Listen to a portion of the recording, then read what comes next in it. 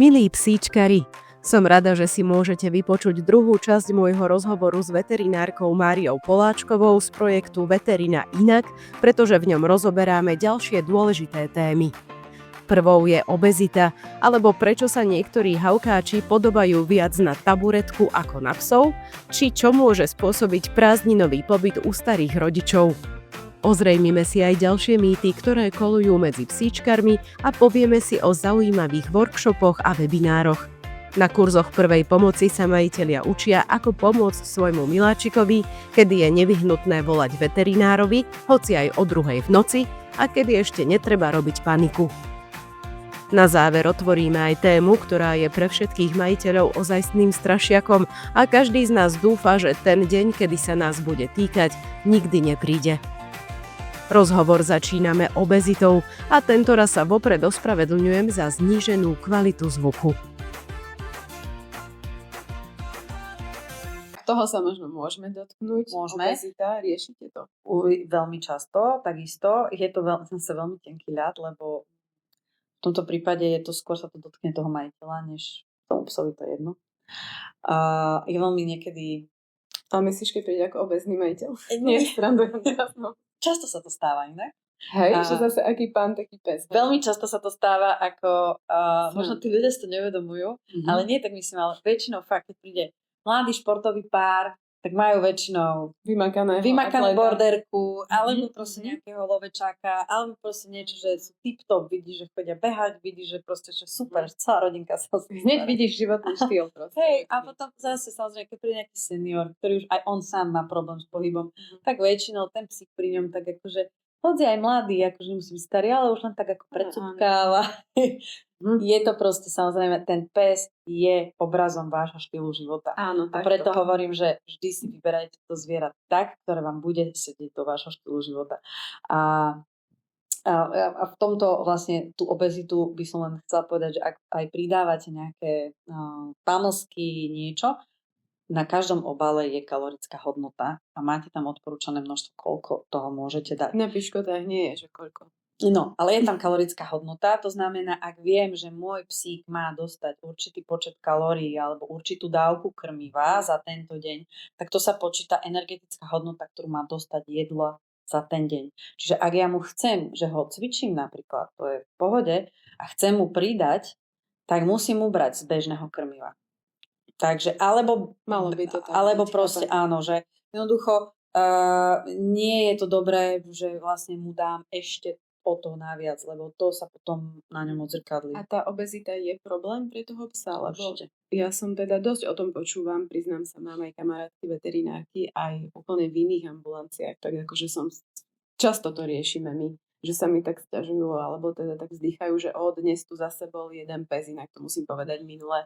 Nepamätám si ani koľko vážil, ani aký to bol pes, ale že bol 2-krát taký, ako mal byť.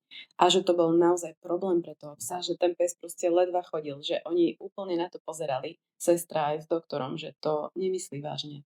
Neviem, či to bola majiteľka, myslím, že skôr majiteľka ako majiteľ, veď ani nie sme konkrétni, ani fakt si to úplne nepamätám, ale pamätám si iba, že sa to deje teda, no. Deje sa to a veľmi nebezpečný problém je pri brachycefalických plemenách, a ktoré k tomu majú práve sklon.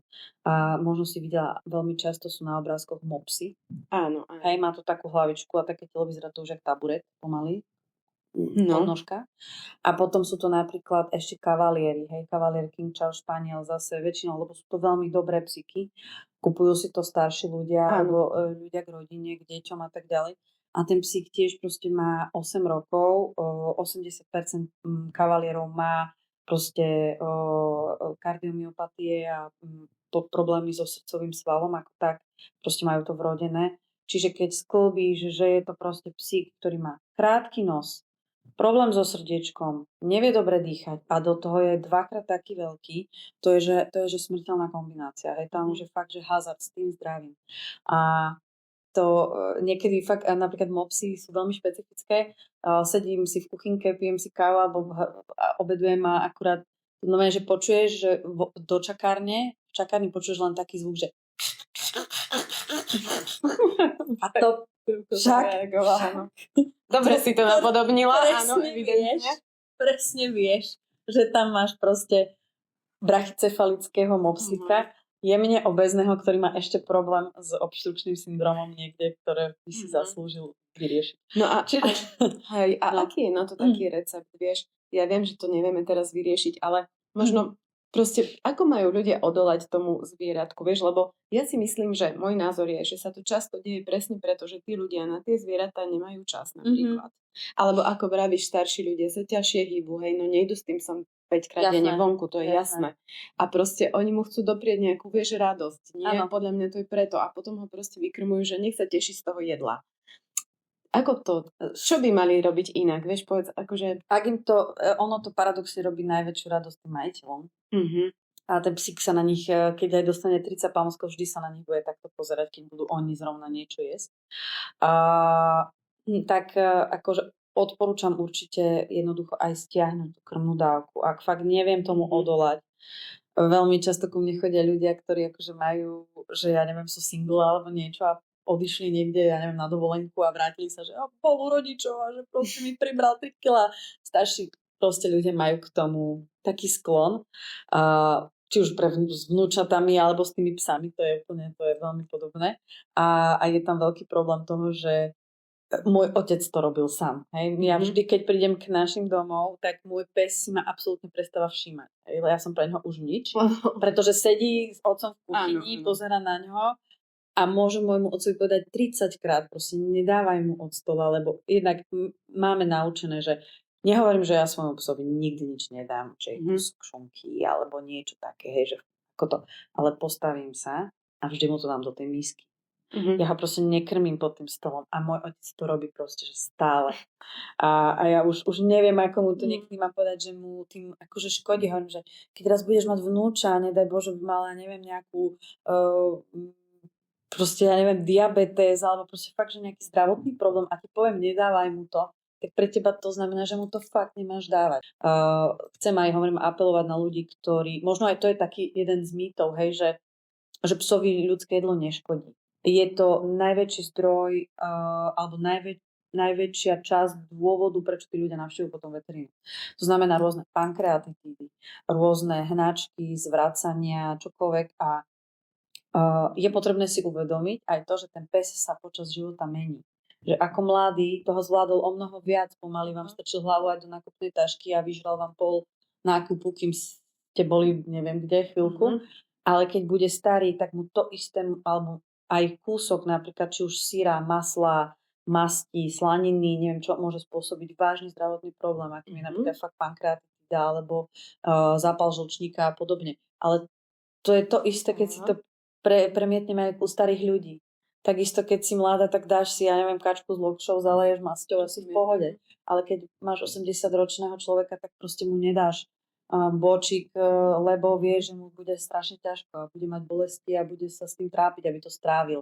Je to úplne normálne fyziologické, že tam hladina tých enzymov tráviacich je proste nižšia. Čiže na to fakt bacha, jedlo od stola proste vôbec nie. A keď chcete niečím krmiť alebo nejako potešiť to zvieratko, už dnes existujú varianty ako low fat, proste satiety krmenie, to znamená, alebo management, weight management, proste aj z toho pamlsky, hej, že tomu psíkovi je to častokrát jedno. Je potrebné si povedať, že má pes chuťové bunky u psa, to je najmenej vyvinutý jeho zmysel. Najmenej vyvinutý. On nemá vlastne chuťové poháriky tak, ako my ľudia. Má len 1/6 chuťových pohárikov. Ale musí to rozoznávať, či nerozoznáva? Čuchom, áno. Jemu to, on ako čuhie. On sa poteší, keď to proste zacíti. On sa poteší, lebo to inak vonia. Hej, ale inak to vyzerá, inak, a hlavne ješ to ty. Ťa vidí, že to ješ. Čiže tam je iná motivácia vlastne. Takže to on nerozlišuje ako chuťovo. On to proste rozlišuje, lebo je to niečo iné, inak to vonia. A teba to vlastne teší. On z teba cíti, že ty sa tešíš, keď mu to dávaš. Že on sa aj preto teší. Ešte toto. Čiže tam je veľa. Áno, ale to si dobre povedala. Ja si tiež myslím, že nie vždy je práve najväčšia radosť to, že mu proste narýchlo niečo dám. A teda áno, on urobí to, ja neviem, dvojsekundovú akože nadšenie má z toho, hej. ale že skôr ide, že môžeme to nejak inak toho psíka potešiť, že ako vravíš, trošku pozornosti mu Sklbme to s venovať. nejakou aktivitou. Hoci čo, hej, Hej. iné, že proste Presne. nie len to jedlo, no. Alebo Aj ak keď chcem je dať to ten rýchlo pamsok, dnes veľmi super vec, enrichment napríklad, znamená nejaká čuchová hra u toho psa, hoď len to zabalíme do nejakého uteráka, alebo hodíme to do nejakého šušťavého papiera a on si to z toho musí nájsť. Lebo tie Jednak lizacie podložky, presne, toto ja rada robíme robím, to keď krásne s nemám čas. aktivitou, je to úplne úžasné a je to ako vyslovene aj toto zviera poteší, aj sa to pohrá, aj ho to mentálne unaví, takže trochu možno tak ako viac sa to. Ale samozrejme seniorom to nevysvetlíme úplne, takže pre nich platí, ako náhle dáme niečo, trošku stiahneme tej bežnej krmnej dávky. Neľakajme sa toho. Dobre? Psík nemusí byť obezný a nemusí vyzerať ako skrinka televízna. Fakt je to veľmi nebezpečné a ešte možno je zase taký mýtus. Pes mi alebo fena mi po sterilizácii pribrala alebo po kastrácii, že majú tendenciu priberať. To je zase, je to pravda, pretože ten metabolizmus sa vplyvom tých hormónov spomalí. Teda ako keď ich odoberieme, tie hormóny, tak sa metabolizmus spomalí. Ale on nepriberie preto. On priberie preto, lebo my na to nejako nezareagujeme. Je to zásah do organizmu a treba prispôsobiť to krmenie. Takisto existujú komerčné diety pre sterilizované, kastrované samce, sterilizované sučky a takisto on ten pes si neotvorí chladničku a nedá si. To znamená, ako náhle vidím, že ten pes mi priberá, tak mal by som s tým niečo robiť. A hlavne ešte veľmi dôležitá vec, mal by majiteľ poznať váhu svojho zvieraťa. To znamená, mnoho ľudí to nevie, že prídu, že preboha, on má 5 kg naviac. Tak aj ja niekedy tak reagujem, nie 5 kg, No, samozrejme, ale tiež ma to prekvapí. Hej. Čiže idete okolo nejakej ambulancie, alebo neviem čo, každý sa poteší. Idete tam, môžem si ho prosím zvážiť, potrebujem len vedieť, koľko váži, hej, že nikto vás nevyhodí. No, Treba to skontrolovať. Nám to napísali na listoček minule, aj mám to veru, ten listoček. A keď sa už nepamätám, stále pozerám, že toto nie, tak to nie. Ja vždy to píšem nie pri s tým sterilizácii alebo pri kastrácii do očkovacieho preukazu, Je že to kedy super, bola, je to dobré. koľko vážil v ten deň na tej Človek už operácii. orientačne sa vie Tak, potom pohybovať. tak, hej. Dobre, ale povedzme, Majka, ja by som chcela ti dať teda priestor aj na to, veď ešte nejaký čas máme, myslím, tak povedz o tých svojich webinároch a o tých aktivitách, čo ty teraz aktuálne robíš, lebo mňa to inak veľmi zaujalo, sa priznám, aj tie témy, čo tam práve otváraš, tak toto by si mohla ešte povedať. Áno, ja som vlastne začala, boli to najprv workshopy a zase to vzniklo z myšlienky, ja som robila niekedy pohotovoste. To znamená, že bola som ako pohotovostný lekár, či už v noci, alebo na telefóne, alebo cez víkendy. A niekedy ma fascinovalo, s čím mi ľudia dokážu volať. Že nedokážu zvládať ani úplne jednoduché veci vlastne doma. To, čo by napríklad so sebou alebo so svojimi deťmi ani ich nenapadlo niekde sa ísť posadiť do čakárne a čakať. A to s tým zvieraťom vlastne prídu. Ja chápem niekedy, že je to zase ten strach pramení z neznalosti. Hej, to znamená, že on nevie, že keď si pes proste poraní vankušik a krváca mu to, tak on len vidí, že to krváca a je z toho strese a už volá proste na pohotovosť, že či môže prísť to nechať ošetriť.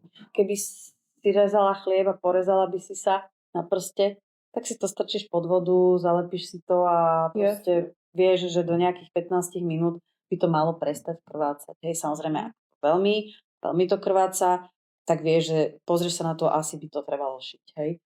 A že tento taký úplne laický, jemný nadhľad chýba práve pri starostlivosti s tým psom. Sú asi tie extrémy, čo si hovorila, že bojím sa, že aj tu sú tie dva podľa mňa. Že Áno. Niekto proste reaguje úplne panicky, keď ide o toho psíka, o to zviera a rieši všetko, ako vravíš, aj natrhnutý bankušik alebo pazúrik alebo čokoľvek. A potom sú zase takí, čo majú s tým som už evidentne veľký problém a aj tak nejdu, vieš. Tak možno, vieš, to je také, no. A práve preto vlastne vznikli tie workshopy.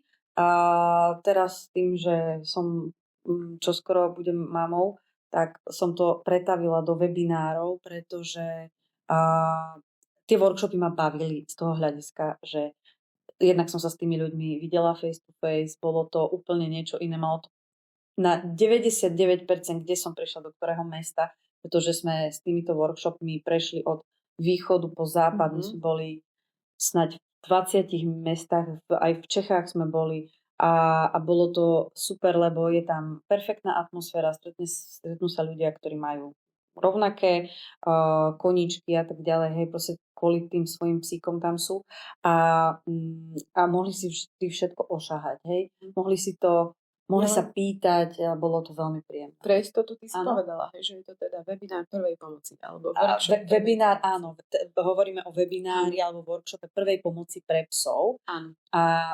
Aby vedeli ľudia, vieš, že... Jasné, áno. A ja som vlastne práve, to vzniklo kvôli tomu, že každý, keď poviem prvá pomoc, tak si predstaví tú resuscitáciu. A áno, dýchanie zo zdov.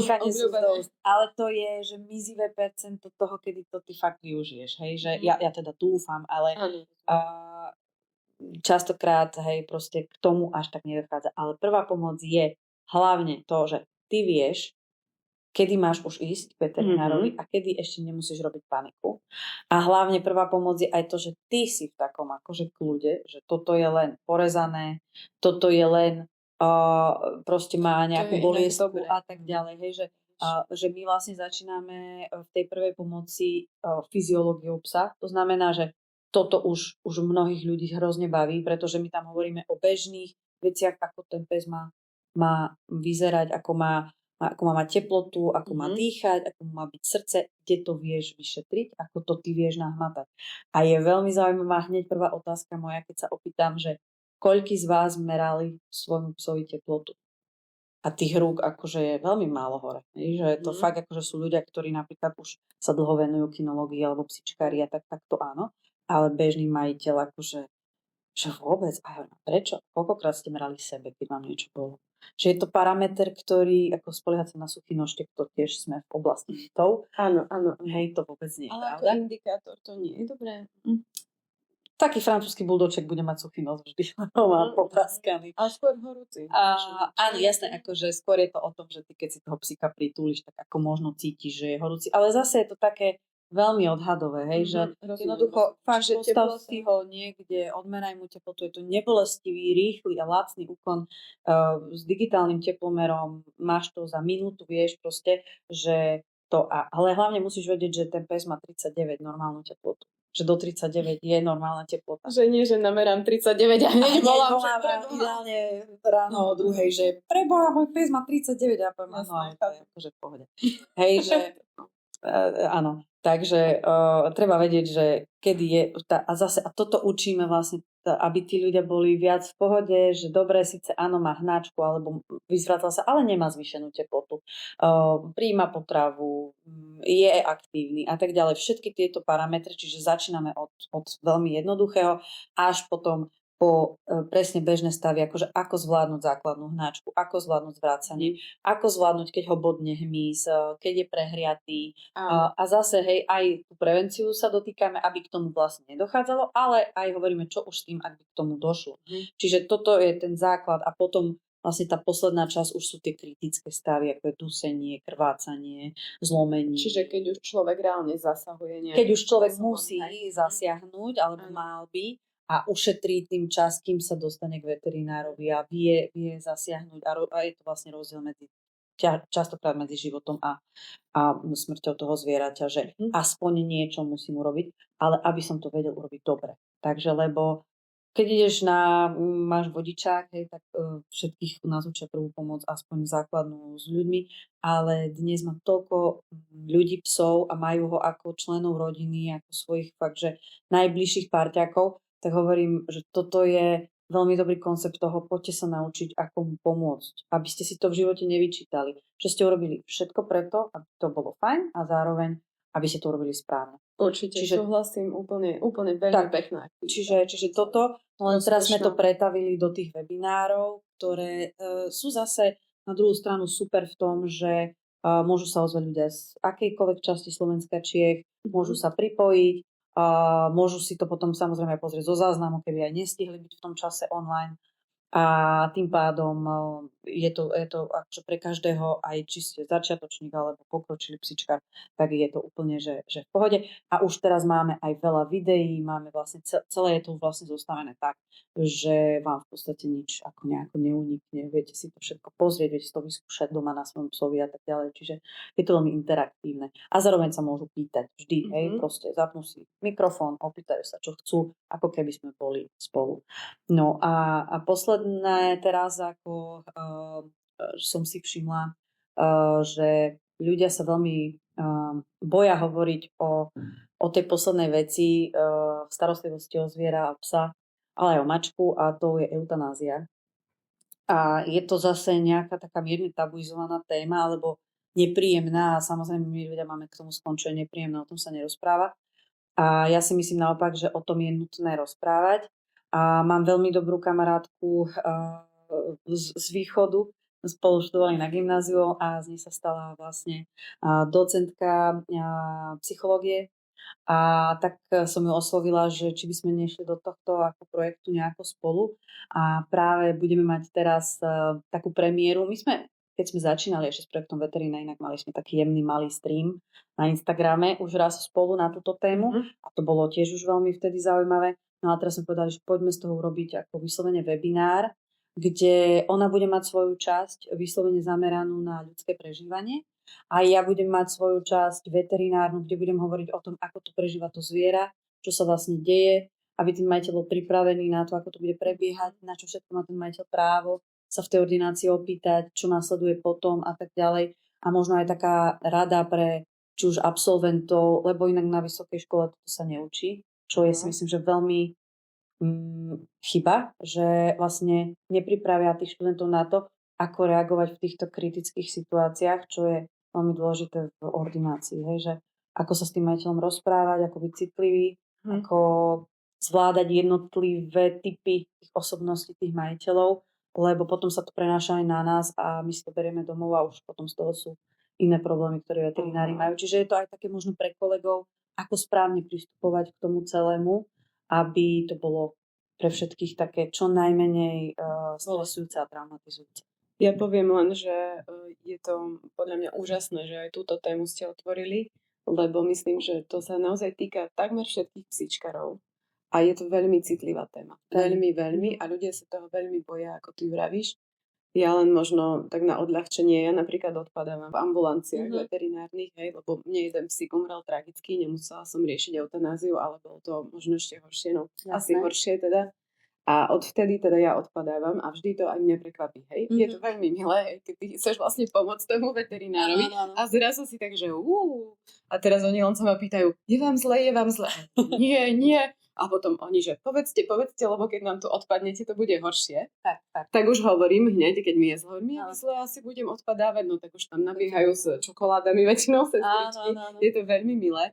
Ja som zo začiatku teda sa cítila fakt blbo, ale už som si zvykla, že proste už som na to tiež aj taká pripravená, že radšej to poviem vopred, že ja tu nebudem, lebo napríklad mi uspávaaju psíka len pri hocičom, tak ja väčšinou už idem preč, lebo ja viem, že ja budem odpadávať a práve tým nechceš urobiť ďalší problém tým doktorom. Takže áno, ale celkovo k tej eutanázii, áno, myslím si, že ľudia by to určite mohli absolvovať takéto niečo, čo ty vravíš.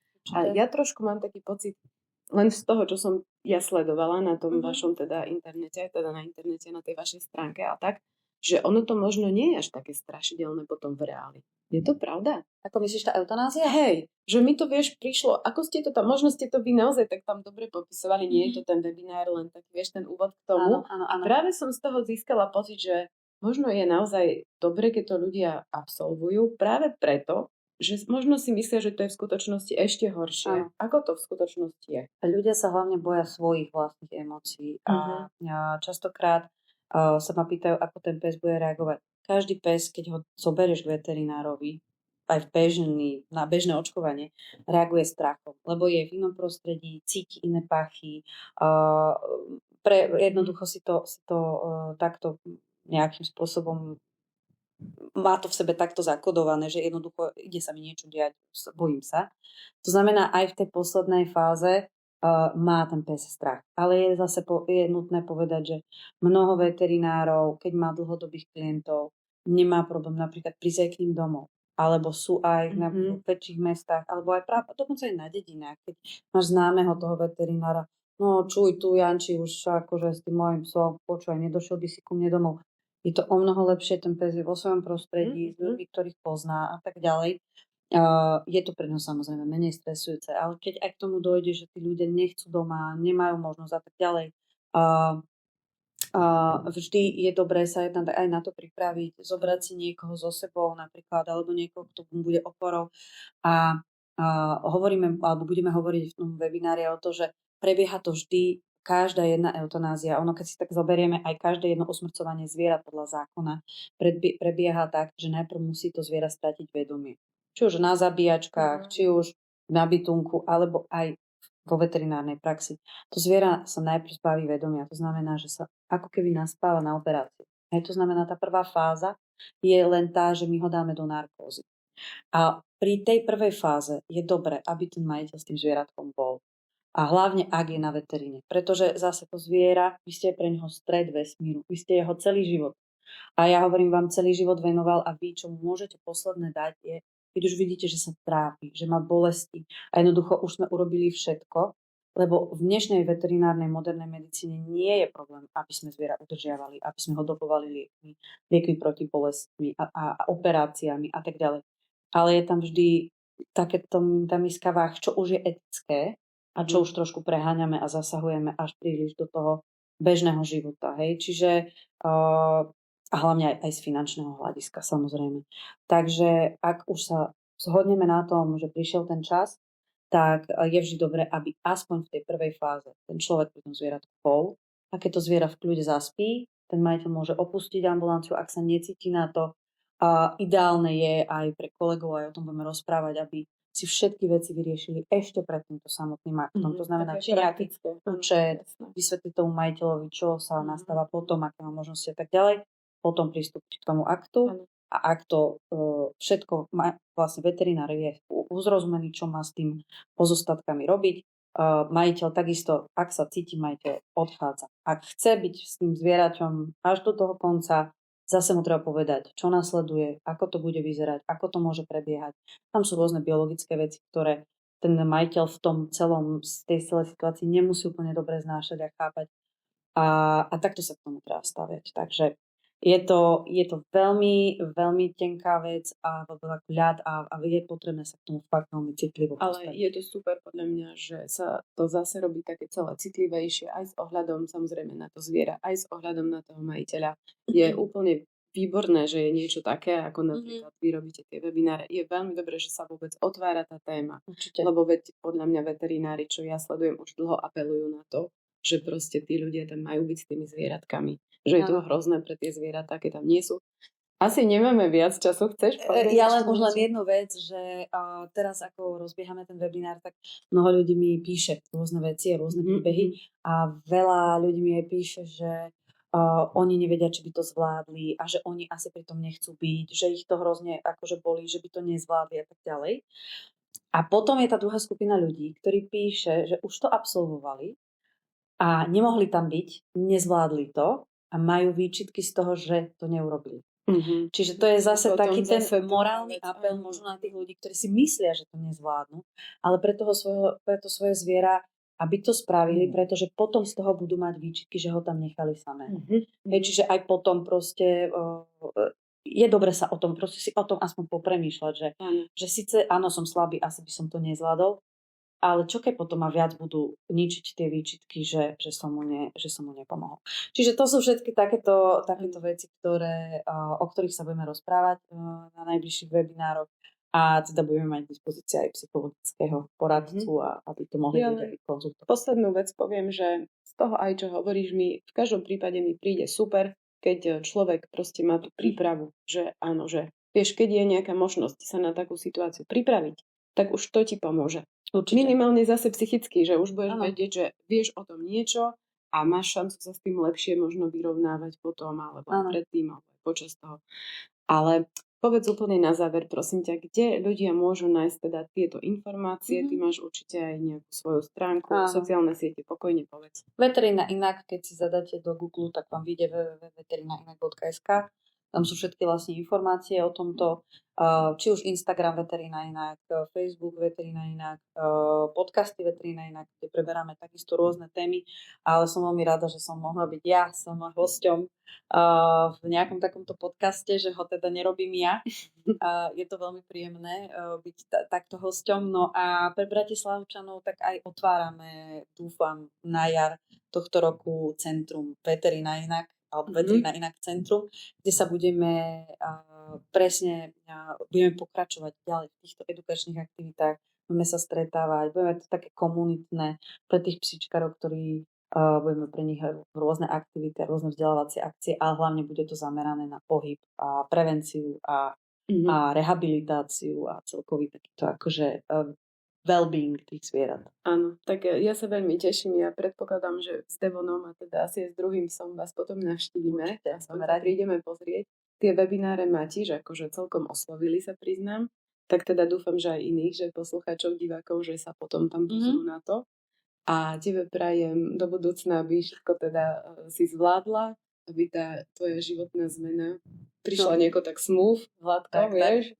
Lebo veď ono je to také ťažké na začiatku. Ja tak hovorím, že dúfam, že to budeme spolu zvládať. Áno, tak vlastne ani ste to spolu zvládli. Áno, lebo určite nechcem opustiť veterínu ani nič, čo robím, lebo je to super. Len musím trošičku zvolniť, takže a hlavne vždy hľadám tie cesty práve. Napríklad webinármi, ako byť pri tých ľuďoch, ale zároveň byť aj pri rodine. Dobre, tak ďakujem veľmi pekne. Určite verím tomu, že sa ešte potom uvidíme, lebo naozaj sú všelijaké až okruhy, veľa je tých tém. Podľa mňa fakt veterína je jedna zo základných vecí pre psíčkara, či chce alebo nechce, proste musí sa tým zaoberať. Tak. A je veľmi dobre, keď sa vzdelávame všetci, aby sme teda zase pre tých našich psov tu boli. Už či ide o vážne veci, menej vážne. Ja len ukončím tým, že nebojte sa pýtať, ale pýtajte sa autorít. To znamená, pýtajte sa fakt svojich veterinárov, alebo mi kľudne napíšte, ak máte nejaký problém a tak. Nevyhľadávajte úplne všelijaké tie fóra a jedna baba povedala Doktor Google, Doktor GPT. Fakt toto radšej vynechajte. Fakt sa pýtajte, viete, s kým hovoríte. Každý z nás má určitú zodpovednosť. Sme vedení v komore, musíme to, čo povieme, mať na to relevantné nejaké vysvetlenie. Čiže vieme sa porozprávať, vieme sa objednať, viete skonzultovať čokoľvek, čo vás zaujíma. Takže touto cestou. Tak ešte raz ďakujem aj za túto radu na záver.